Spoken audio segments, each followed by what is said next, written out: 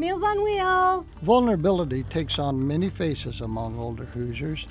Bill and Betty are retired professionals. Bill, a high school math teacher, and Betty, a librarian. And Bill can manage their food budget fairly well. What he cannot manage on his own is Betty's progressive memory loss. Beef tips and noodles and green beans. Proper nutrition plays a major role in the health of the aging. But since the recession of 2008, the number of seniors facing food insecurity nationally has doubled, up to 12%. There is more of a likelihood for certain groups to be food insecure. So older adults who have a disability, living with a grandchild. Some of our minority populations, African American or Hispanic populations, tend to be more food insecure. Interestingly, what we refer to as younger old, so more the 60 to 69 group, tend to be more food insecure than the middle old or very old 70 to 80 and 80 plus groups. Bill and Betty receive regular deliveries of specially prepared food from Meals on Wheels. While the couple don't need the deliveries to survive, it's a great weight off Bill as he cares for his wife. It's real good. You get hot meals at noon and a cold meal in the evening, and you don't have to worry about buying and cooking food. Meals on Wheels. Food deliverer Andy continues on her route, taking meals crafted carefully at Eskenazi Hospital to meet the client's specific nutritional needs until one knock goes unanswered. Miss Castanola, are you in there? We're not this gigantic organization. You know, we're very grassroots, so we need these volunteers to actually pick up the meals at these hospitals. They need to take these meals to these clients. They need to check on these clients. They're our eyes and ears to make sure that everything's going okay.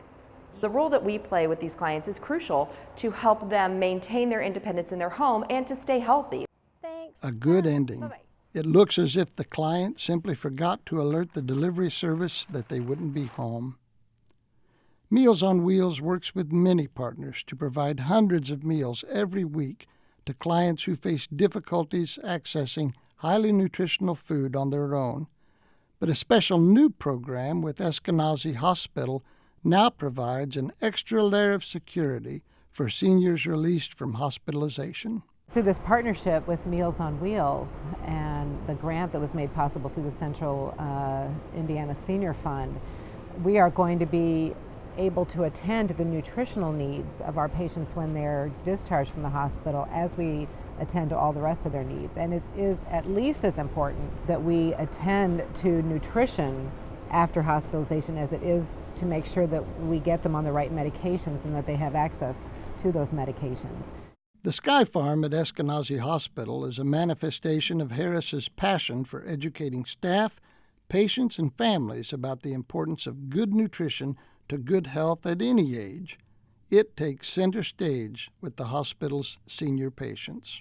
We spend time in education about the foundational importance of good nutrition, and then we make that good nutrition possible through this grant that provides free meals for 30 days post-discharge. And Meals on Wheels are therapeutic meals. So if someone has heart failure, we make sure that they're getting a low-sodium diet. People aren't going to necessarily come out and say, I'm hungry or I don't have enough food. Many people who are food insecure likely don't even know that they're food insecure. Sometimes it's difficult for us to even identify those who are food insecure because it's not necessarily who we think. More than half of the people who are considered food insecure don't meet the criteria for being poor. So how does food insecurity, or undernutrition, as Dr. Harris of Eskenazi calls it, look in the everyday lives of seniors? With at least 50% of older adults who are hospitalized suffering from malnutrition, understanding the culture of food in a senior's life takes on extra importance. It's not just, I don't have enough money to buy food and that's why I'm hungry or food insecure. Add to these issues the idea that men and women tend to eat differently from one another when they find themselves alone in their older years.